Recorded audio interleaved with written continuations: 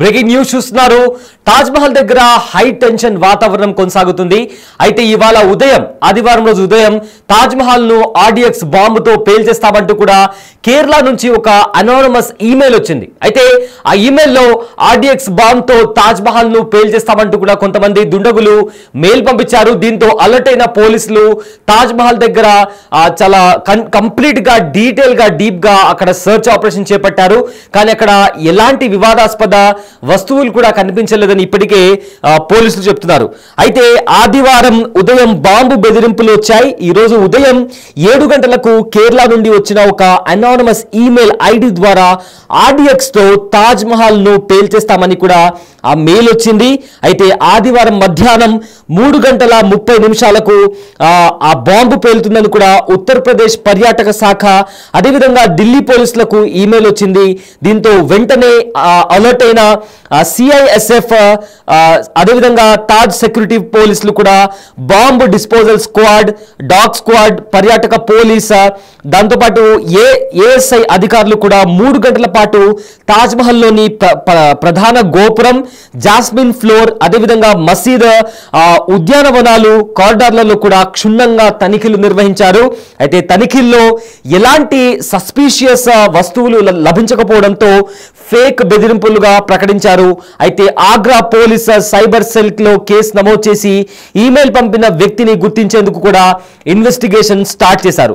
అయితే ఈ బెదిరింపులతో ఆదివారం ఉదయం నుంచి పర్యాటకులను తాజ్ లోకి అనుమతించలేదు. అయితే తాజ్ మహల్ కి సంబంధించిన అన్ని గేట్ల దగ్గర కూడా నిఘా పెంచారు. సీసీటీవీ ద్వారా కూడా పర్యాటకులను పర్యవేక్షిస్తున్నారు. అయితే పహల్గామ్ లో జరిగిన ఉగ్రదాడి తర్వాత దేశంలో చాలా చోట్ల కూడా సెక్యూరిటీని టైట్ చేశారు. ఎందుకంటే పహల్గామ్ లో జరిగిన ఉగ్రదాడి మరోసారి రిపీట్ కాకుండా ఉండడానికి కూడా బృందాలు, సెక్యూరిటీ ఫోర్సెస్ కావచ్చు, ఆర్మీ వాళ్ళు, పోలీస్ వాళ్ళు ప్రతి ఒక్కరు కూడా చాలా అలర్ట్ గా దేశంలోని ప్రతి చోట కూడా చాలా అలర్ట్ గా ఉంటున్నారు. ఈ నేపథ్యంలో కొంతమంది దుండగులు, కొంతమంది ఫేక్ గాళ్ళు వీళ్ళు తాజ్ మహల్ ని ఆర్డీఎక్స్ బాంబుతో పేల్చేస్తామంటూ కూడా ఒక ఫేక్ ఈమెయిల్ ఐడిని కేరళ నుంచి కూడా పంపించారు. ఇది ఒక అనోనమస్ ఈమెయిల్ ఐడిగా కూడా ఇప్పటికే పోలీసులు గుర్తించారు. సో ఈ నేపథ్యంలో ఆదివారం ఉదయం 7 గంటలకు కూడా ఢిల్లీ పోలీసులకు అదేవిధంగా ఆగ్రా పర్యాటక శాఖకు కూడా ఆగ్రా టూరిజం కి కూడా ఈ ఈమెయిల్ వచ్చింది. వెంటనే పోలీసులు అదేవిధంగా దర్యాప్తు సంస్థలు ప్రతి ఒక్కరు కూడా అలర్ట్ అయ్యారు. ఎందుకంటే 7 వండర్స్ లో తాజ్ మహల్ ఒకటి. సో తాజ్ మహల్ కూడా ఇండియన్ టూరిజంలో అదేవిధంగా ఆగ్రా టూరిజంలో కూడా ఎంతో కీలక పాత్ర పోషిస్తుంది. అలాంటి తాజ్ మహల్ దగ్గర ఆర్డీఎక్స్ తో దాన్ని పేల్చేస్తాము అనే వార్త వినగానే ప్రతి ఒక్కరు కూడా అలర్ట్ అయ్యి అక్కడ ఉండే ప్రతి ఒక్కరు కూడా పోలీసులు కావచ్చు అదేవిధంగా ఇతర నిఘా సంస్థలు కూడా 3 గంటల పాటు అక్కడ క్షుణ్ణంగా తనిఖీలు చేశారు. బట్ దానికి సంబంధించి కూడా ఎలాంటి సస్పీషియస్ థింగ్స్ కూడా వాళ్ళకి కనిపించలేదు. ఇదే అంశానికి సంబంధించిన మరింత సమాచారం మా ప్రతినిధి శివ అందిస్తారు. శివ, బాంబు దాడి ఆర్డీఎక్స్ తో తాజ్ మహల్ ను పేల్చేస్తామంటూ కూడా ఒక అనోనమస్ ఈమెయిల్ వచ్చింది. దీంతో అధికారులంతా కూడా అలర్ట్ అయ్యారు. సో ప్రెసెంట్ అక్కడ పరిస్థితి ఎలా ఉంది అండ్ దీనికి సంబంధించి పోలీసులు ఏం చెప్తున్నారు? కొద్దిసేపు క్రితం వరకు తాజ్ మహల్ వద్ద హై టెన్షన్ వాతావరణం అయితే నెలకొంది. కొంతమంది ఆకతాయిలు కావాలనే ఈ బాంబు బెదిరింపు మెయిల్ పంపించినట్లుగా కూడా తెలుస్తుంది. ఆర్డీఎక్స్ తో పేల్ చేస్తామని కేరళ నుంచి ఈమెయిల్ వచ్చింది. తాజ్ మహల్ దగ్గర ఈమెయిల్ తో వెంటనే తాజ్ మహల్ దగ్గర అలర్ట్ ప్రకటించారు. అంటే వీకెండ్ కావడంతో, అందులోనూ ఈ రోజు ఆదివారం కావడంతో ఇటు పర్యాటకులు కానీ అక్కడ స్థానికంగా ఉన్న ప్రజలు కూడా ఎక్కువగా టూరిస్టులందరూ కూడా తాజ్ మహల్ సందర్శించేందుకు భారీగా తరలి వస్తుంటారు. ఇక ఇదే ఎదురు భావించిన ఆకతాయిలు వారు మెయిల్ ఐడి ద్వారా ఒక మెయిల్ నుంచి ఈ బాంబు బెదిరింపుకు సంబంధించిన మెయిల్ వచ్చినట్లుగా కూడా తెలుస్తుంది. నిఘా మరింత భద్రతా సంస్థలు ముమ్మరం చేశాయి. బాంబు అలాగే డాగ్ స్క్వాడ్ తో దాదాపు 3 గంటల పాటు తనిఖీలు చేశారు. ఏదైతే తాజ్ మహల్ లోపల కానీ ఆ చుట్టుపక్కల మొత్తం ఓపెన్ గార్డెన్ ఏరియా ఉంటుంది. గార్డెన్ ఏరియా కానీ అక్కడ పొదలో చెట్లు ఉంటాయి. అక్కడ మొత్తం అన్ని చోట్ల కూడా తనిఖీలు చేసిన తర్వాత ఎక్కడ కూడా అనుమానాస్పద వస్తువులు ఎక్కడ కనిపించలేదు.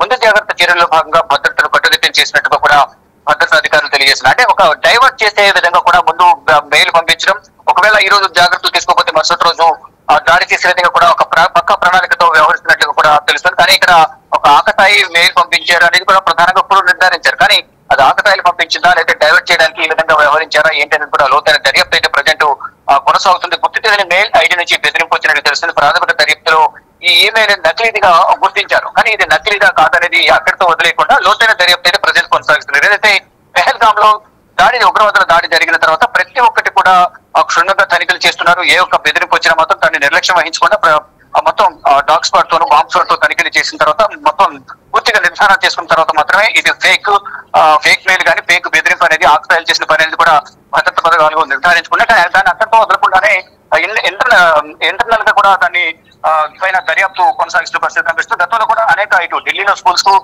ఇటు మహారాష్ట్ర అంబానీ స్కూల్స్ కానీ హాస్పిటల్స్ కానీ ఎయిర్పోర్ట్స్ కు మొత్తం గత కొన్ని రోజులుగా నెలలుగా మనం చూస్తుంటే కనుక ఈమెయిల్ ద్వారా బాంబు బెదిరింపులు మెయిల్ రావడం పేల్ చేస్తామని చెప్పడం, ఇటు బాలీవుడ్ సినీ స్టార్స్ సంబంధించి మెయిల్స్ పంపించి ఇటు మహారాష్ట్రకు సంబంధించిన పోలీస్ స్టేషన్ ఫోన్ కాల్ చేసి డిమాండ్ బాంబు బెదిరింపులు పాల్పడ్డం కానీ డబ్బులు ఇవ్వాలి లేని పక్షంలో సల్మాన్ ఖాన్, షారూక్ ఖాన్ ఇటువంటి బాలీవుడ్ ప్రముఖులందరి కూడా వారికి సంబంధించి కూడా మెయిల్స్ అనేది గతంలో మనం చూసాం. ఇప్పుడు కూడా ఇదే అంటే ఒకవైపు అందరూ కూడా టెన్షన్ లో ఉన్నారు. ఏదైతే పెహల్గామ్ లో ఉగ్రదాడి జరిగిన తర్వాత ఎప్పుడు ఏం జరుగుతుంది అనేది కూడా భారతీయులందరూ కూడా చాలా భయంగానే ప్రజెంట్ కాలం వెల్లదీసిన పరిస్థితి కనిపిస్తోంది. కానీ ఈ సమయంలో అందులోనూ ఎందరో ఇష్టపడే తాజ్ మహల్ దగ్గర బాంబు పెట్టాము పేల్ చేస్తాము ఆర్టీఎక్స్ బాంబుతో అనేది అని బాంబు మెయిల్ పంపించినప్పటికీ అందరూ కూడా భయపడే పరిస్థితి కనిపిస్తుంది.